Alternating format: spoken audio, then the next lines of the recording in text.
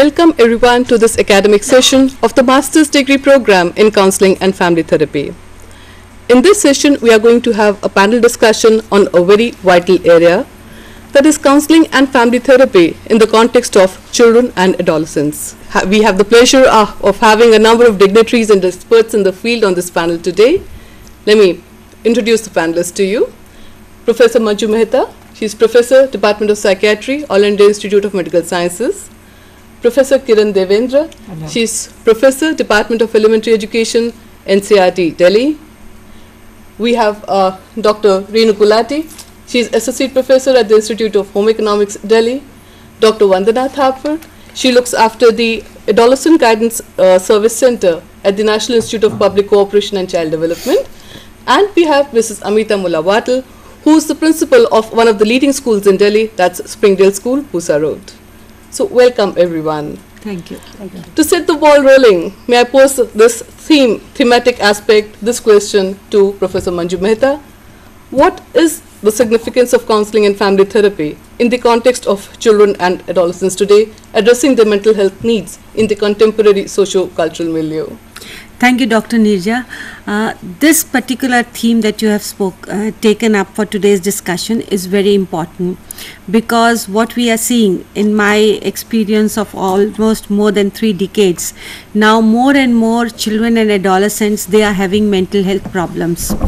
There are psychological problems which are part and parcel of the development, as well as these are also because of changing societal norms, changing values and thinking patterns of parents and society. The problems are increasing, and when these problems are increasing, the family therapy and counseling, it becomes very important, because majority of the disorders in children, they are not because of faulty genes or because of certain metabolic changes, but many of them, they are because of impact of the psychosocial factors, or it could be the interaction problems. And hence, to solve these problems, counseling and family therapy, this plays very important role. It is also very important because when children present with problems, many times children are not at fault because it is the parenting which is at fault, or it could be interaction between parent and child, or problems in the school which could be there, and hence addressing these problems is to be done only through counseling. So if we want, and the age is very important, because in childhood, when a child is showing certain problems, like it is adjustment problem, and it would have its direct impact on his academic achievement. In those cases, if we do not intervene, we do not provide them guidance and help them in developing positive coping, they would have these problems for entire life. So if we want them to become healthy citizens, it's very important that right in their childhood and adolescent period, intervention is provided to them. And family plays a very important role, because most of childhood problems, they are either precipitated by the family members, their behavior, their mode of interaction. It is very often enforced by the family members. For example, if a child is very naughty, he's aggressive, many parents would laugh and say, my child is very naughty, he's very smart, he'll beat others and come home. So they reinforce this particular negative behavior in the child. So giving counseling to the parents become very important, and many times it could be that they have to be involved in the therapy. In counseling, when we want a child to change his behavior, the parents should know about it, and they have to be part of the treatment team when we want to bring the change. Hence, because this is most important mode of intervening with the problems of children and adolescents, I feel that in this area, counselors and family therapists, they feel very satisfied, because through their efforts, they are able to make a particular child and adolescent as a healthy and productive person. Thank you, ma'am. Childhood years indeed are the formative years of life. The experiences that one has as an individual during the childhood years, the adolescent years, almost lay the foundation for the rest of life that is to follow. And at the same time, no human being grows up in isolation. the development of the child takes place in the family, which is the microcosm of the society.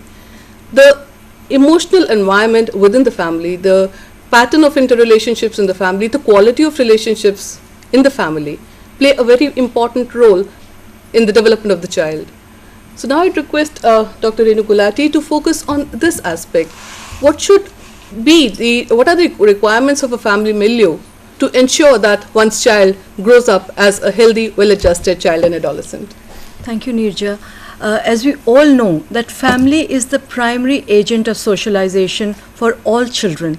And in this, it's very, very important for the parents themselves to have a very consistent point of view. They have to have consistency in their own relationships. A very important factor is how parents interact with each other, the kind of understanding they have with each other, because children are constantly looking up to parents. Parents are their role models. They are the primary role models for their developmental process.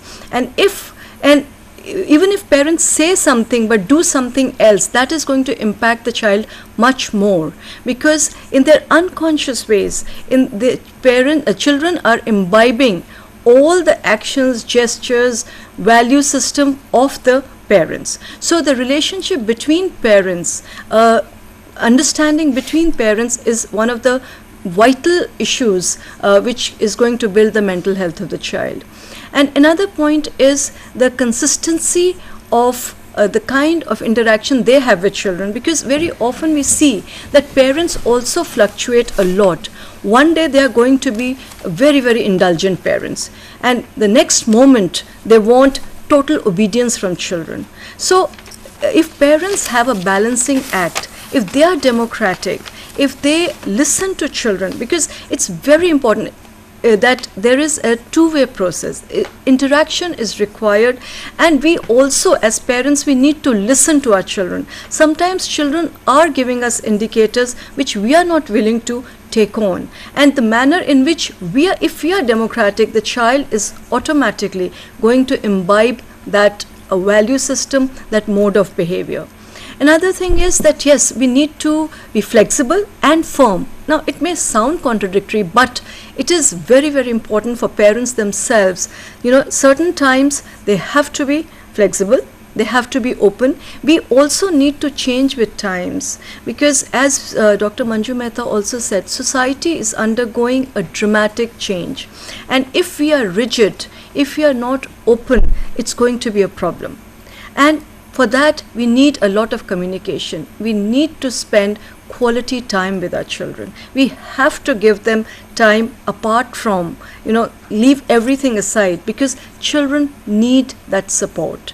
Today, children are also facing a lot of competition. There are so many external factors which are playing on their mind, and it is starting from childhood. It's not only during adolescence that it is coming. It is starting from very early years, and because of that, children also feel lost. Half the time when we go to schools and talk to children, they are saying we don't know whom to talk to. If parents are not available, that becomes a major issue in the, then children, turn to other agents of socialization who may not be so apt in helping them, guiding them.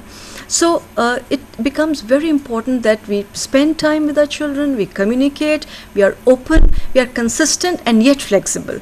So this is, and also we are role models. So the manner in which we behave, we are under scrutiny all the time. We are under microscope as a parent. So the manner in which we behave, children are going to imbibe, because we as parents are the first agents whom they identify with. They're constantly looking for, identification models, and for that, parents are the ones who have to provide a sense of security, and we are the ones who have to contribute towards their self-esteem, their self-confidence, and that is one of the primary areas which is affecting the mental health of the child today. So that is, these are some of the very important features for the development of the child at any stage, and it begins very early. If we think that a 3-year-old does not, feel ashamed, or his self-esteem can be affected, the manner in which we talk to the child. We have to have respect for our children. At any stage, children need that kind of respect. They need that dignity. We can't talk down to them. We have to come down to their level, all right, but we can't talk down to them, because that is what is going to cause a feeling of mistrust, feeling of inadequacy in children, and any kind of inadequacy is going to can lead to mental problems. Thank you, Renu. I guess theoretically as parents, we all would propound the notion that as an ideal parent, one should be firm, one should be affectionate, one should be flexible, and yet one should not be punitive. You should be a disciplinarian without being punitive, through rational means, through explanation, by being affectionate. You should communicate to the child about the do's and don'ts. And yet, as individual human beings, we are all fallible. The net result is a range of problems which our children and teenagers encounter, because be it the stresses of life, be it the crumbling social support system, the traditional extended families where some family member would be available to the child or adolescent at time of need, which is now no longer there or diminishing in any case, we find that problems in children and teenagers, that is the problems that they're encountering wherein they need help, because that help is and support is not available. Those problems now are surfacing, increasing day by day. May I now request Dr. Vandana Thapar to give us an overview of, she heads the Adolescent Guidance Center at the National Institute of Public Cooperation and Child Development. So an exposure to the range of problems which they come across in the center. So actually, I mean, childhood is actually a time to have a lot of fun, and it's also a lot of time to develop that self-confidence and that self-esteem. But unfortunately, because of so much of competition which is taking place these days, and there is so much expectations which are related to academics and academics alone, the childhood is getting lost. So on one extreme, we have a whole range of academic difficulties which children come with, starting from the poor motivation to studies, to very poor basic foundation skills, to certain developmental difficulties like learning disabilities. So this is one range of scholastic related problems, to even things like school refusal. So on the other side end, we have children who are subjected to a lot of violence, and this violence is becoming a reality of our time. So on one side, we have physical punishment, we have battering, we have children who are emotionally abused by kind of punishment which are very, very humiliating, where their self-worth is being compromised on. And on the other side, we have sexual abuse, and this cannot be denied anymore. A lot of children are subjected to this abuse by people who are actually very, very close to them, and this is what the research says. Either they are very close within the reach of the family, or they are within the family itself. So it's a huge lot of violence which our children are facing, and also commercial sexual exploitation, which may not be there in the middle class homes, but which is a huge reality in our rural families. So this is one set of problems. Other set of problems are more related to developmental, you can say psychological problems of children, which relate to things like autism, mental retardation, then we have attention deficit disorders, then we have learning disabilities. So the point is, when the child is showing these symptoms, I mean what you will see is just the symptoms, the behavioral aspect. So the child will be showing withdrawals, the child will be showing lot of aggression, at times he will be showing no motivation for studies.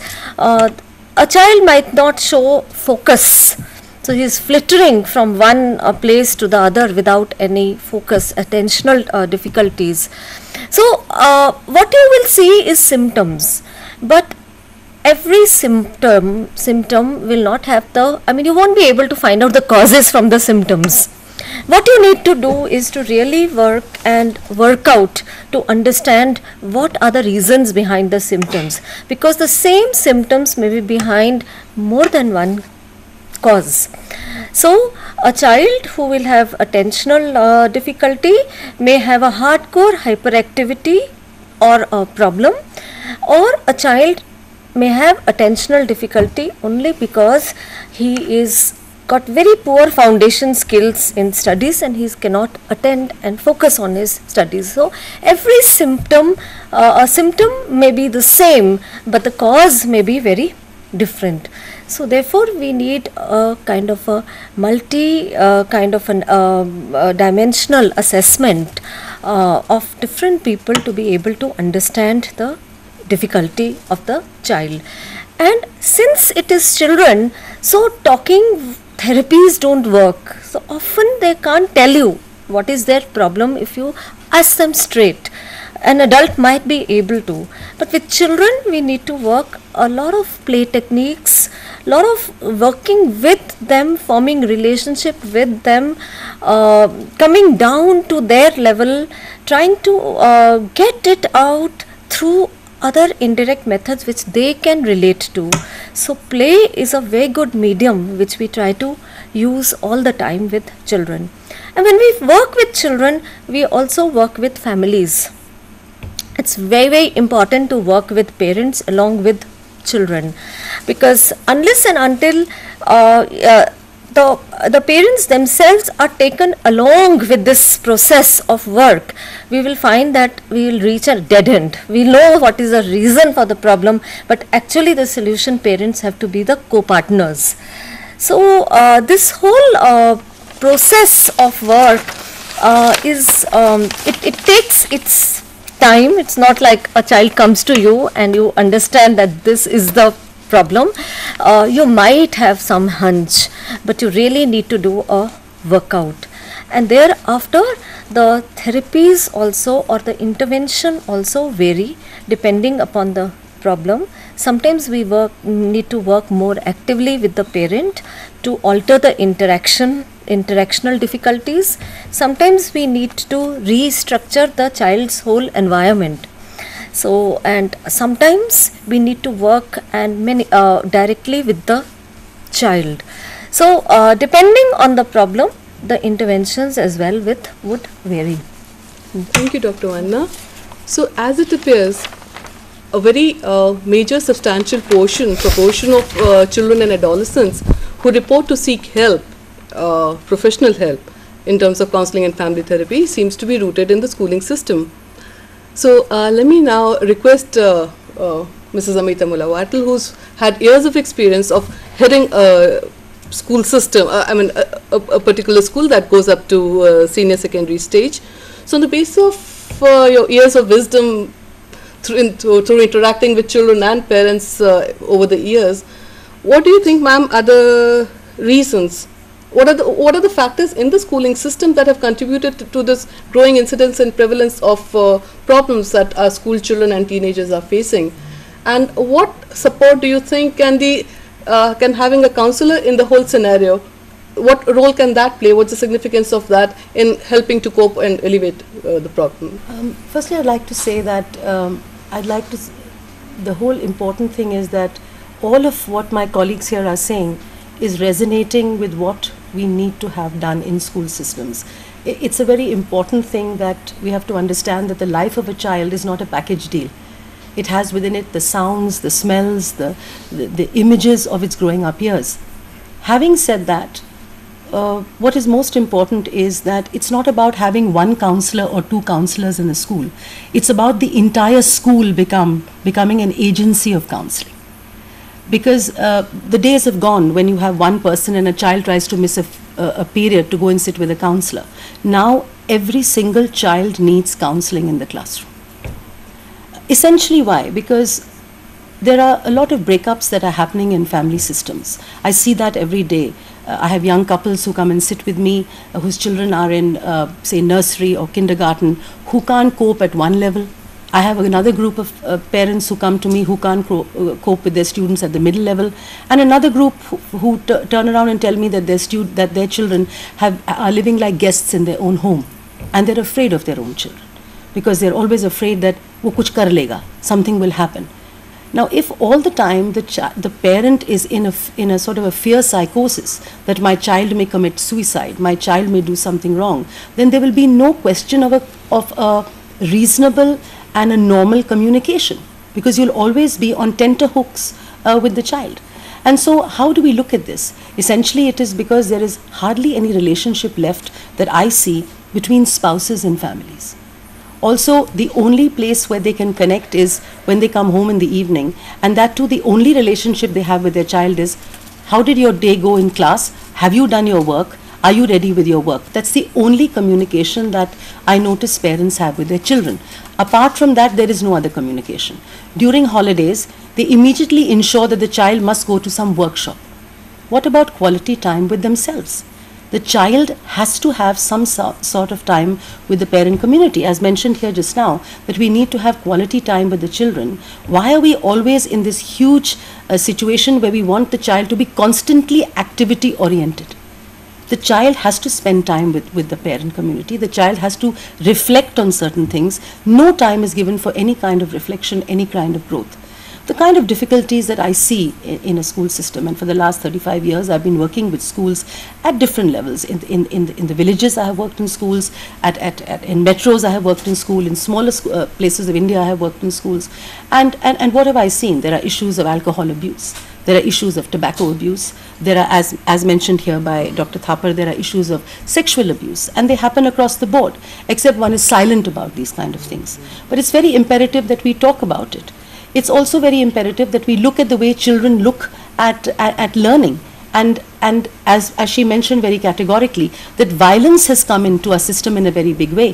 The Facebook is a violent vehicle at times, because I see a lot of cyberbullying going on the Facebook. I've just had a certain case where a young lady was very friendly with a young man, and then of course these things, they break up because these are infatuations, and the next thing you know, a whole site has been posted upon her.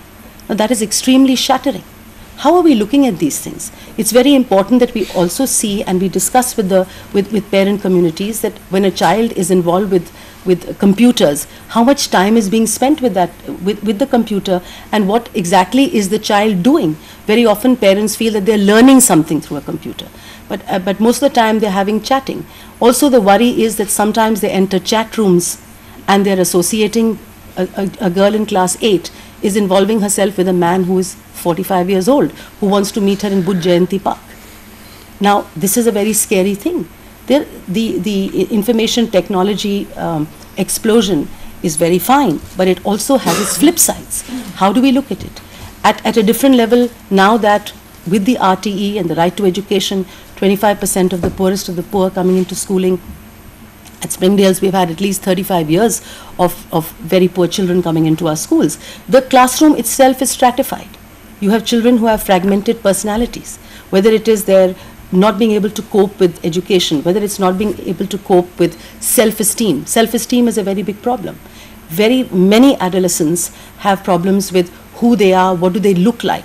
The whole idea of being beautiful has become a very integral part of society today. They're not comfortable in their skins. All of us cannot be fair, all of us cannot be dark, all of us cannot be fat or thin. We have to be comfortable with who we are.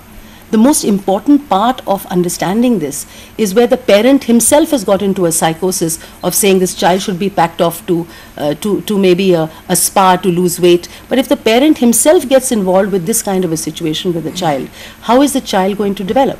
I do agree that it's very imperative that parents spend time with children, but that is not the reality. There are parents who are working, they have their own problems, they have elderly people in the house, and in many ways the school has become the source of salvation. And that is why it is important that class teachers are very, very clear about what is happening to their children in the class. Supervisors must have constant feedbacks from their children. As counselors, the principal himself or herself has to be very deeply involved with children.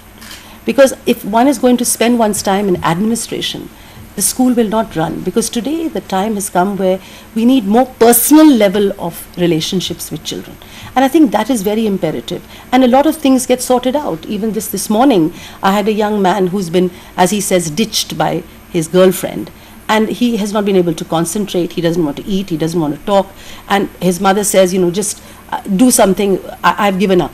Many parents have abdicated their responsibility. Many parents have given up on their children. You can't give up on children. You cannot dismiss children. You cannot. Otherwise, we are failures. We have no business to be here in the area of learning, because it's a labor of love. If you are dealing with children, it's a labor of love. Whether it is a parent or it is me, we're all stakeholders. We're all partners in this together. And so the first thing I said is, we cannot just say, do whatever you want with the child, get rid of him, throw him out. We can't deal with it like this. So I've asked the parents that you and your husband both come on Wednesday. Let's talk to the boy, let's get together and think about some way that we can help out. Because punitive action, corporal punishments, these things don't work at all. It's very important that we sit together as a family and understand that we need to support each other in all these areas. Very often parents themselves are deeply distressed and they need counseling. So if a parent needs counseling for his or her own life, what would be the level of emotional stability that a child would get? I've had instances of children who've come to me and said, please don't talk to my mother. She's very, very hyper. She won't be able to deal with it. Ma'am, you tell me what you have to tell me. Let my mother be, because she can't cope. I've had children who are taking the burden of their own parents. So if that is the level at which we are dealing with our kids, where children themselves are being burdened with the emotional fragmentation of their parents, where does our child go? And look at the kind of syntax that is being spoken in society, and the syntax that is being spoken in schools, and sometimes the syntax that is speaking in homes. Because very often parents turn around and say, हम तो गाली नहीं देते हैं, घर में बच्चा इतनी गाली दे रहा है. Abuse has become another issue. Abuse is another issue of violence. And what do I notice? Girls have no self-esteem. Their only self-esteem is appreciation through the boys. If they're appreciated by the boys, that is their self-esteem. So we have to make young girls, we have to make young boys believe that they do not need to have that kind of a self-esteem which comes through the opposite sex. A gender sensitivity has to be brought in. And this also is through parent counseling, because sometimes girls very often say, why is my brother allowed to stay out late? Why am I not allowed to stay out late? So these are things that we have to talk about.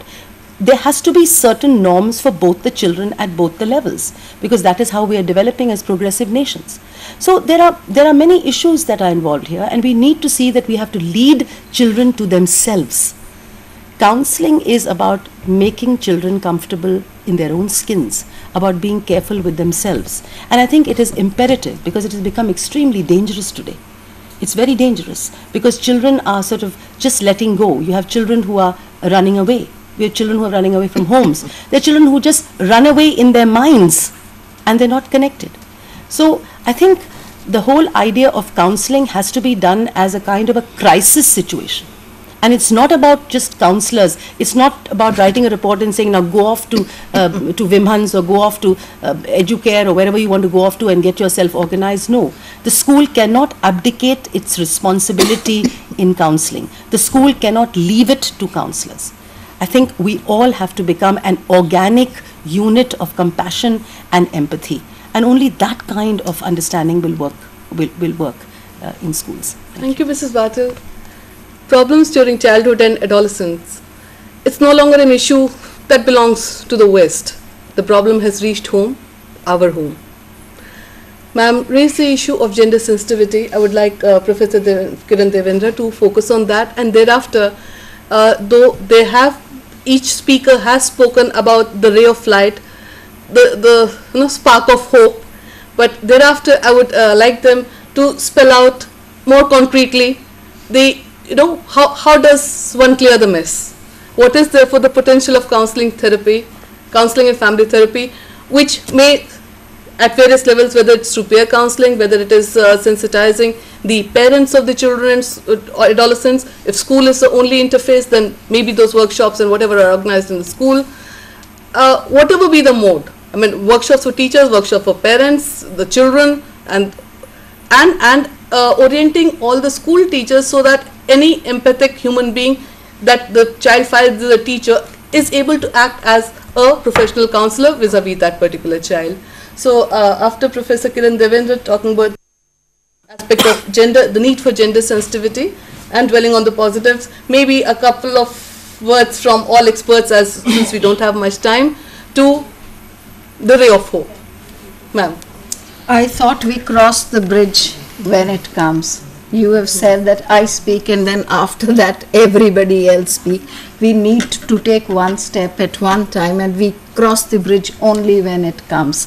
And talking about gender sensitivity, gender equality, I think we in NCERT have done a lot of work, and our role has been a lot in giving our inputs to the policy development as well. When the NPE 1986 was formed, the National Program of Action, and now when the education becomes a fundamental right, we have always had to have played a very positive role. And as far as the gender is concerned, I would like to say that Amita was the only person who was using he and she for the child, because the child is just not he alone. That I have always been, and this happens even in the international conferences, because we do tend to believe that the child is he and he alone. And many of the things that we use, like human, we say manpower, we need to change that now, because we use human power now, chairperson and doctor. We don't need to say lady doctor and all. She's a doctor in her own right. He is a doctor in his own right. So as far as the gender sensitivity is concerned, I think in the textbooks in NCERT, we have been working since 1986 for taking away the gender bias from the textbooks. But unless and until we also sensitize our teachers, the transaction of the textbooks will be negative. And as Amita has been rightly pointing out again and again, and I think we are on the same wavelength, that the parents have a great role. And as you were rightly saying, that each one of us has to become a counselor for the child, because in NCERT we have been working on the attainment of gender equality. Now we are talking of gender balance, and at the same time we have done a lot of work on corporal punishment, and I'm very happy to see Dr. Nagpal here, because during those days he was writing a lot on the corporal punishment, and we thought that we were able to pick up many things from him and other psychiatrists when we held the 3 regional workshops of the NCERT. The NCERT has developed materials, manuals and posters for creating awareness among all the stakeholders, not only the school but the parents, the administrators and the community members. Everybody needs to be a little sensitive. And as you all know, that the National Commission for Protection of Child Rights has expanded the definition of corporal punishment. It's not only physical, it is mental, it is social, and so many other forms of corporal punishment.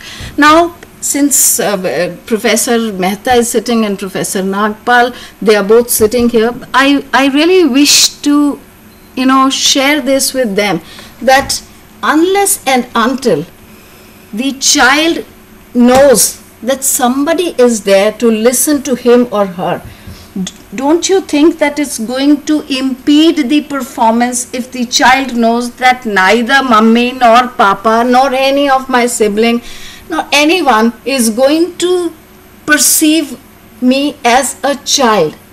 They are all judgmental. Somebody is wanting me to perform better as a son or a daughter.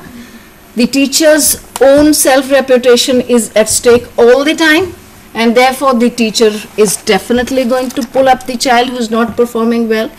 And once these two factors get together, it is also the peer group that will ridicule the child who is not performing well.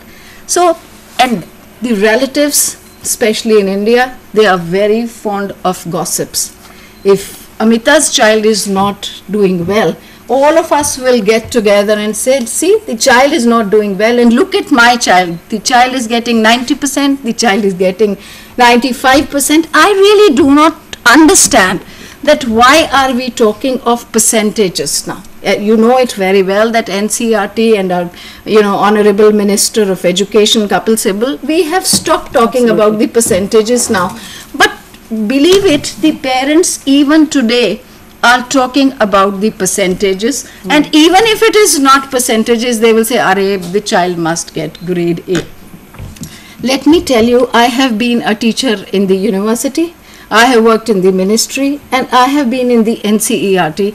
I feel that working in the NCERT has made me learn so many things and de-learn so many others. Because you see, we can't go on believing in theories that we learned. We need to pick up new things. We need to give space to the children. I am not talking about the physical infrastructure at all.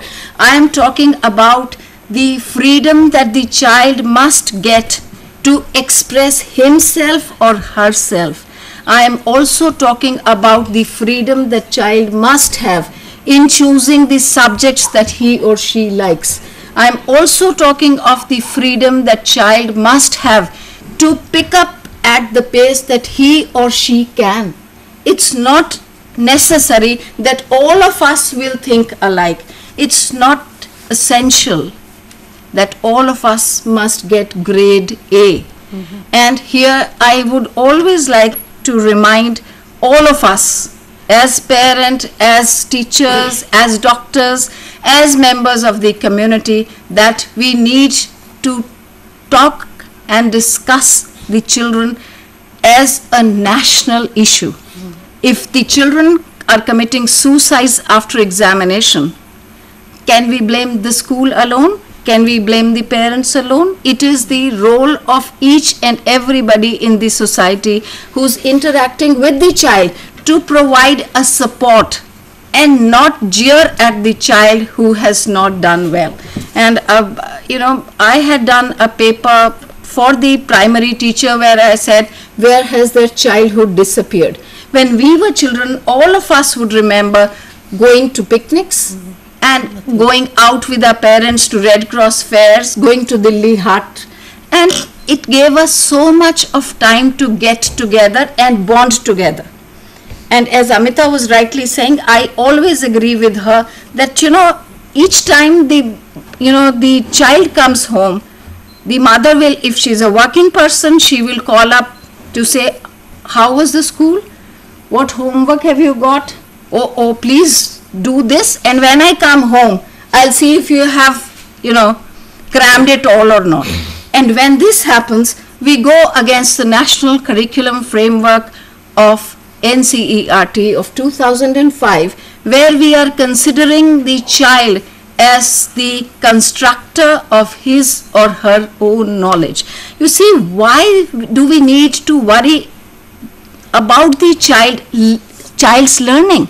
The understanding is more important, and the child will pick up much more if the pressure is not there on him or her. And I don't know, there was a surgeon, I'm forgetting the name of the surgeon in South Africa, where as a child, he wasn't doing well at all, and the teacher thought that the child had the potential to perform, and the child was being disrespected at home, at school, among friends. So he went to the father to say, I am going to take your child. The father said, oh, even if you throw him in the gutter, the American slang, I don't care. And then he took away the child with him. And the first thing that he told the child was, son, the grades don't matter. The moment the child started getting a comfortable feeling of relating to someone who could, not judge him all the time, the pressure was released, and the child started doing extremely well, and he became one of the eminent surgeons of South Africa. So let me now give him the unenviable task of picking up the mantle to talk about the significance of counseling and family therapy in the context of the the mental health, addressing the mental health needs of children and adolescents today, particularly vis-a-vis, I needn't elaborate all over again the problems that they're facing today and what can be done in this regard vis-a-vis the, let's say, the orientation of the parents and the teachers and the adolescents themselves and peer counseling. Okay, thank you so much, ma'am.